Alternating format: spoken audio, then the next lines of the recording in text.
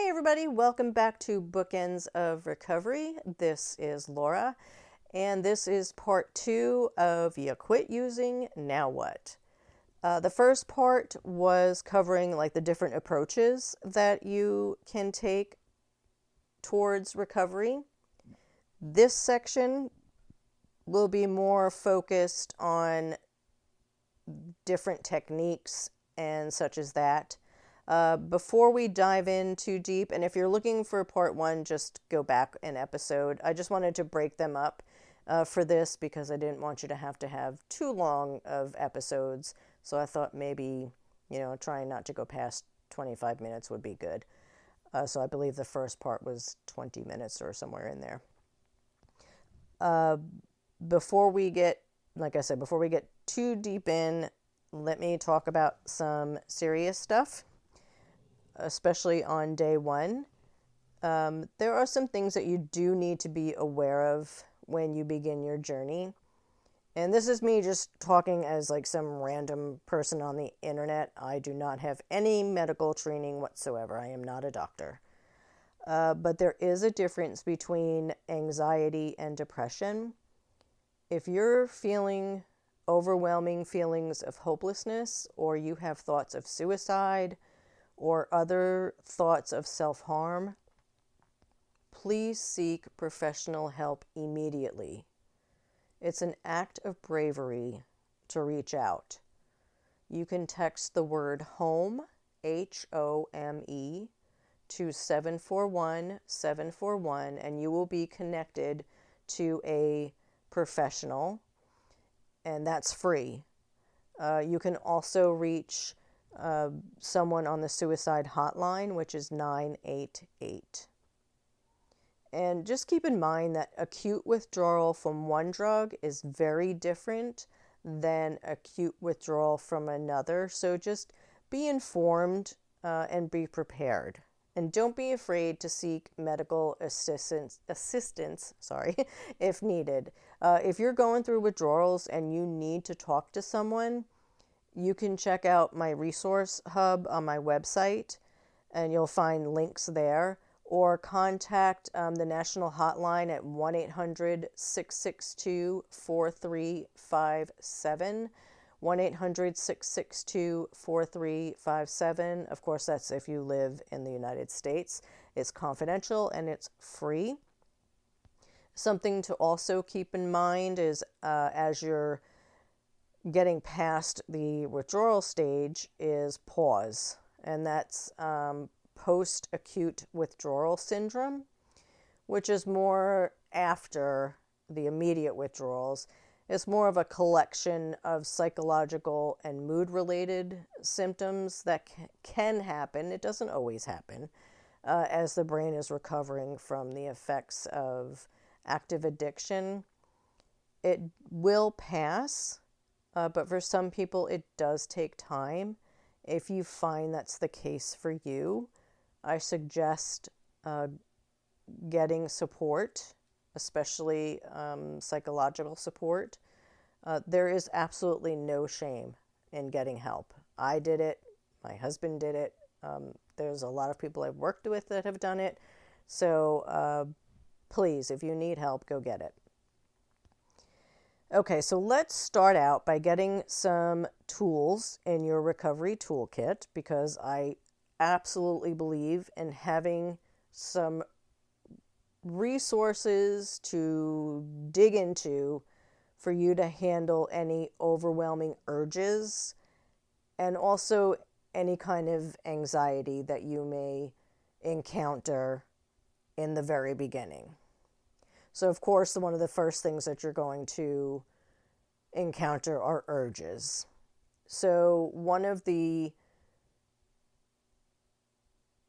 most convenient tools, because it's in something you can do without reaching for anything, is called riding the wave, and it's just urge surfing. And what you're going to do, it's a visualization technique. I know a lot of people are like, I don't do visualization. This is something you're going to need to learn how to do, unfortunately. or you're going to be white knuckling for a while. And if you want to do a white knuckling approach, you know, I did it for a long time, but I will tell you, I didn't find any peace inside my chaotic brain until I learned other tools. So that's why I share these tools with you, because I don't want you to have to go through what I went through. So I want you to avoid chaos in your brain. So we ride the wave, we do urge surfing by identifying the trigger. And again, it's not just people, places, things. It can be feelings, memories, situations. And so once you've identified it, name it. You know, name it to claim it, right? So name the emotion or the urge that you're experiencing. Don't be afraid to put it out into the air. You know, say it out loud if you have to. I am feeling triggered because, you know, get it out there. The more you get something out of your brain and put it out into the air, the less you're letting it have power over you. You know, I am feeling overwhelmed. I am anxious. I am frustrated. Seeing that on TV reminded me of, you know, the more detail, the better. The next step you want to do for urge surfing is breathing. Yes, I say breathing a lot, but it's because it works. But you want to do deep breathing, the kind that goes all the way down to your belly. And then as you're taking in those deep breaths, listen to the air as it whooshes in and out. And I'm going through this kind of fast because I've talked about it before, and I'm sure you don't need me to be super repetitive here. So as you're taking in those deep breaths, make sure you're listening to the air as it's coming in through your mouth. In through your nose, and then out through your mouth.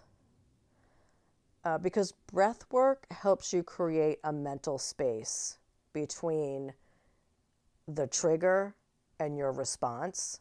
And that's what you're looking for. What you're doing right now is you're creating pause.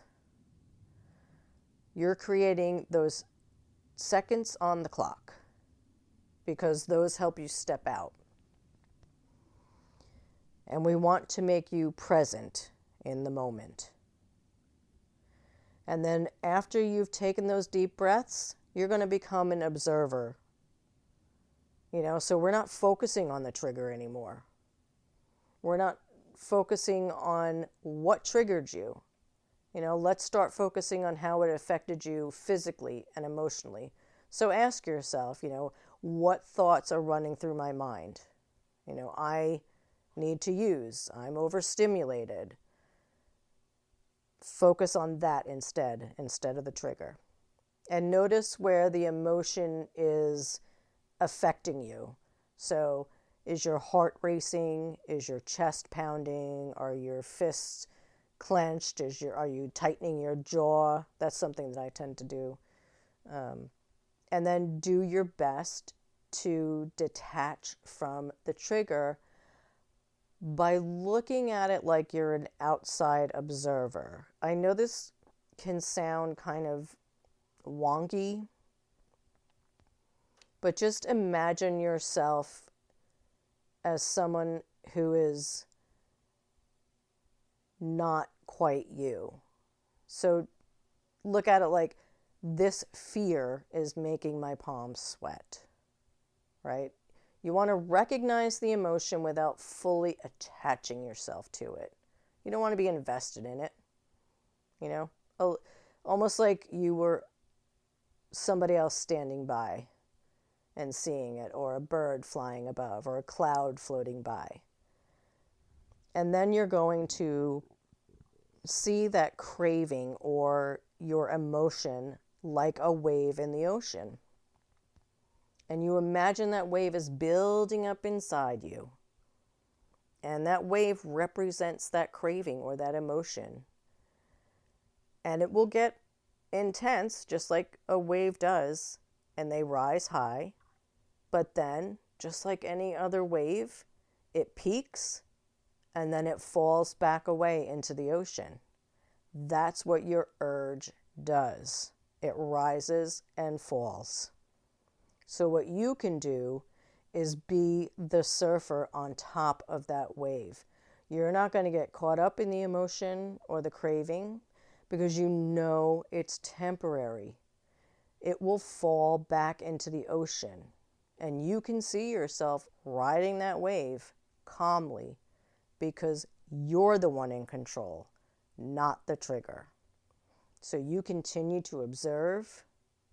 You ease into that uncomfortableness. It's okay if your heart's racing, you have sweaty hands, or if your chest is tight, that's normal. If that's what's happening, focus back on your breathing. Deep breath in, deep breath out, no problem. That feeling, that urge, it's going to pass. It may not be, within 30 seconds or 1 minute, but it will pass. It may take 5 minutes. It's going to pass. And if you start to feel your mind drifting back toward the unhealthy behavior, remind yourself, tell yourself, this will pass, and focus on your breathing again. As it's starting to become less intense, continue to detach and remind yourself that this emotion, this urge, is not an order from your brain. You don't have to act on it. What you're feeling doesn't require an immediate response. It doesn't require any response. Now's your opportunity to create that mental distance between you and that feeling or that urge. And then you can reshift your energy towards something positive. Now, as I'm speaking, it's sounding like, oh my gosh, she's like taking forever. These are moments, the seconds that are ticking away, right? Your brain is going so fast right now as I'm speaking, just like your trigger. So you're going to be reshifting your energy towards something positive. And you want to do that quickly and move your brain towards something healthy. Remember, we talked about my favorite word in the last part of the first part of this, malleable. So you're going to do something healthy. Go for a walk, journal, reach out to a trusted friend, exercise, walk around the house, water your plants, do dishes, whatever will take your mind off your trigger, just do it. And that's how you're going to reshift your focus and ride your urge. So let's talk about some other grounding techniques, because when urges come up, you're always going to redirect. So when I was dealing with things like overwhelming anxiety, my go-to in the beginning, I've talked about this before, was counting. The reason I did that was because it was so quick and so simple. Counting and the ABCs. Because I knew them. And it was something that was so easy to reach out to that it was just, you just do it. And it didn't take a lot of practice. And then of course, as I learned more tools, I practiced more, then I could go for things like 5, 4, 3, 2, 1 exercise, which is super effective. If you're not familiar with that, I'll go over it real quick. The 5, 4, 3, 2, 1 exercise is probably one of my favorites because of how effective it is. You get so distracted doing these things that you forget why you were so anxious to begin with. Like, why was I triggered? But it's, name 5 things you can see. So I'll spare you what I can see right now, but I can tell you one of them's my dog, who looks like she's about to go bark. But it's name 5 things you can see, name 4 things you can touch, 3 things you can hear, 2 things you can smell, and 1 thing you can taste. So just by doing that, you're causing yourself to bring yourself present. I've talked a million times about journaling and word vomiting, but something else that you can do is doodling. Just grab a paper and a pen and allow your hand to move freely, doodling shapes or patterns without thinking about the outcome. Just focus on the movements that your hand is making rather than worrying about what you're creating. And this will be another way of you distracting yourself from your trigger.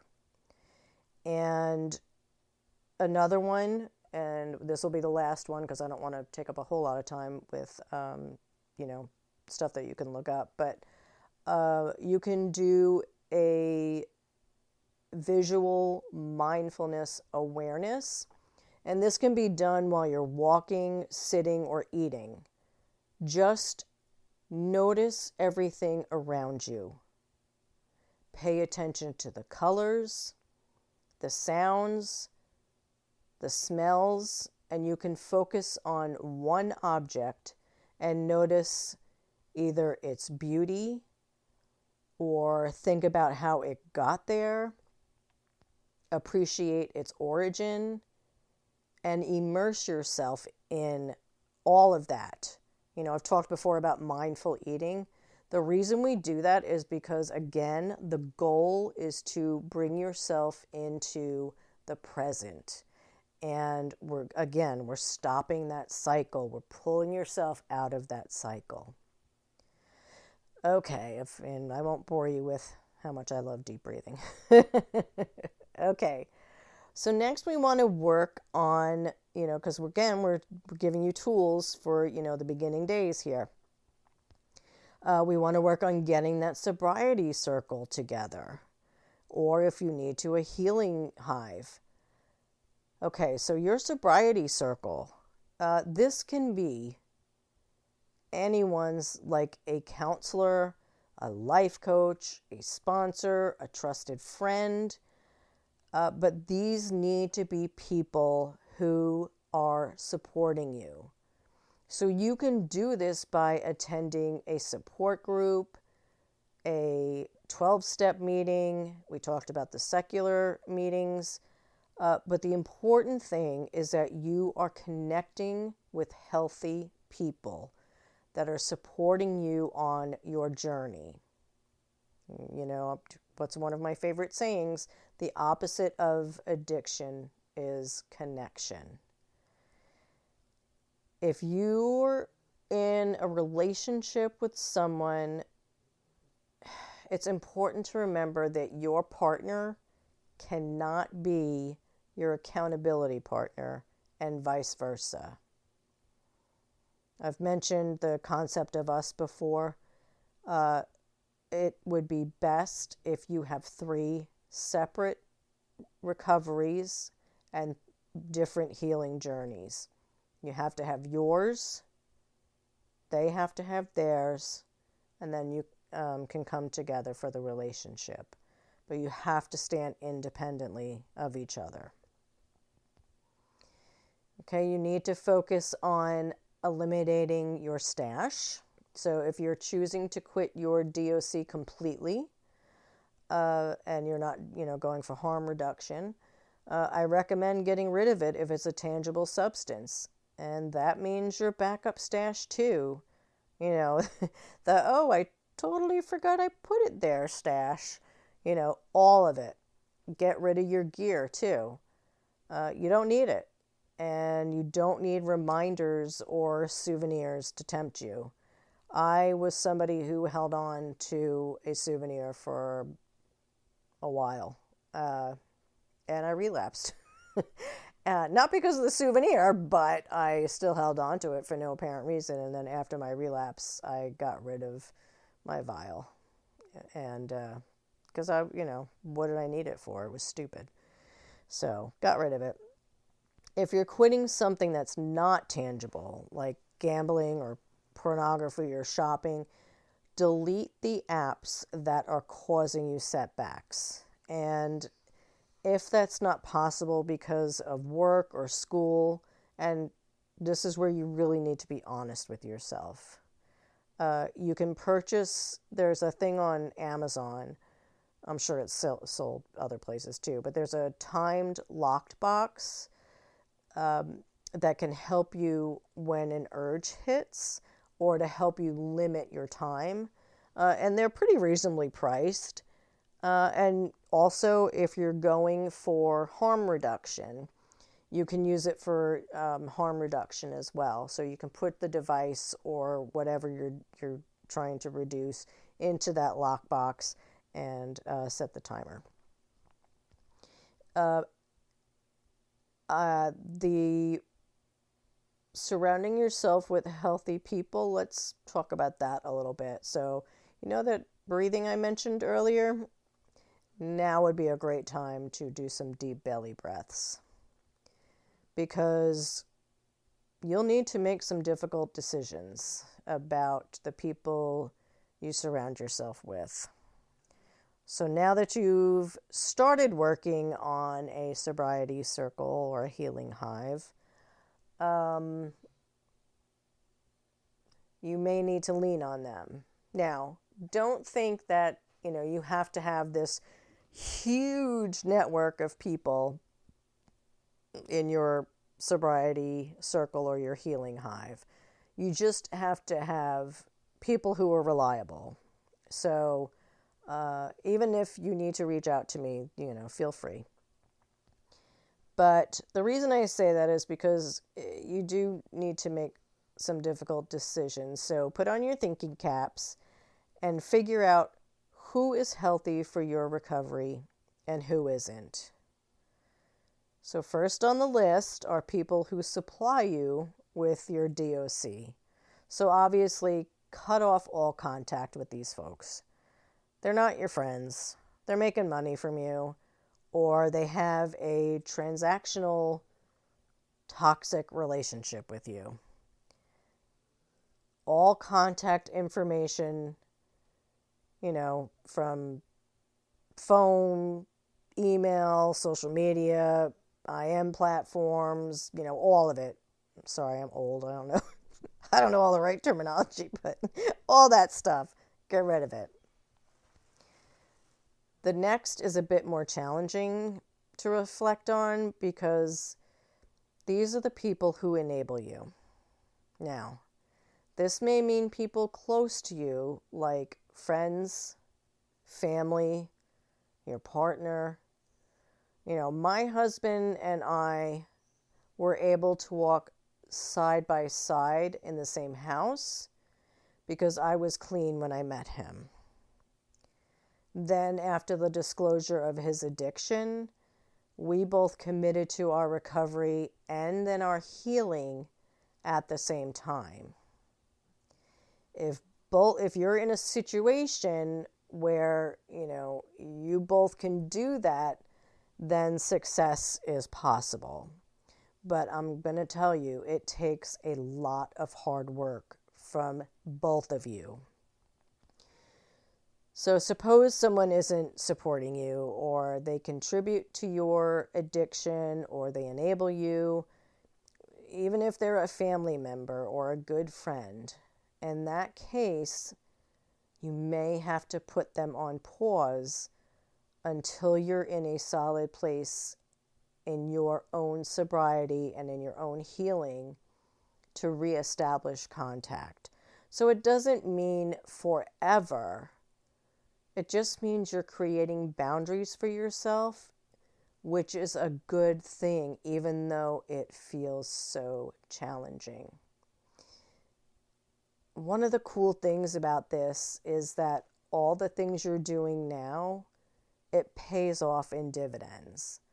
And yes, it takes time, but relationships that you have moving forward will be deep, healthy, rewarding.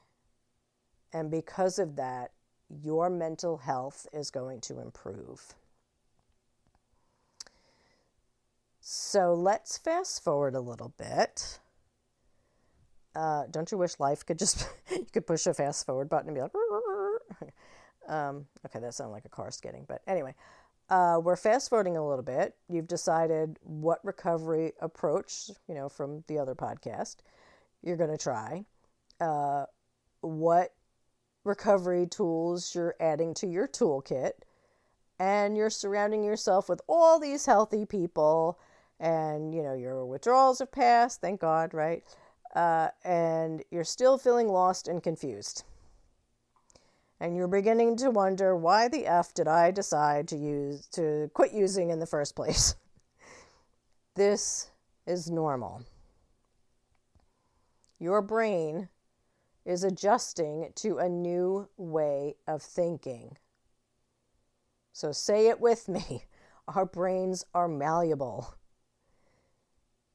I think because I was told, I think the reason that I love that word so much is because I was told, when I was young, once an addict, always an addict.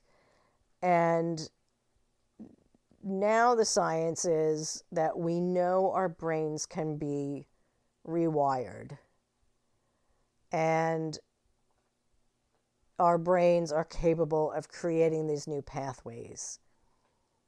And that to me it's just absolutely amazing. And that's where I think it's so important that we have all this hope. So yes, we have to have an awareness, but we are not powerless. We are superstars over addiction.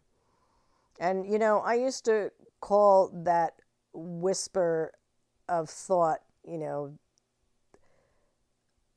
that would pop up in my head, my addict voice. And she was the worst. Like, she would tell me the most vile things about myself, and she would have me doubting myself. But that's because I wasn't emotionally sober yet. So if you're wondering why you quit, challenge that voice in your head. Ask yourself who it is. Play the script forward and ask yourself, is it really worth going back to your DOC again? Okay, I'm just going to tell you, no, it's not. It's not. Now, if you do have a setback, remember to learn from it. We fall forward. We don't wallow in shame. Instead, figure out what triggered you and avoid or manage it for next time. Then pick yourself up, dust yourself off, and keep moving forward because you've got this. And as always, if you have any questions, you'd like some free downloadable worksheets, please just visit my website, bookendsofrecovery.com. This is Laura, wishing you a beautiful day because you deserve it. Thank you so much for stopping by.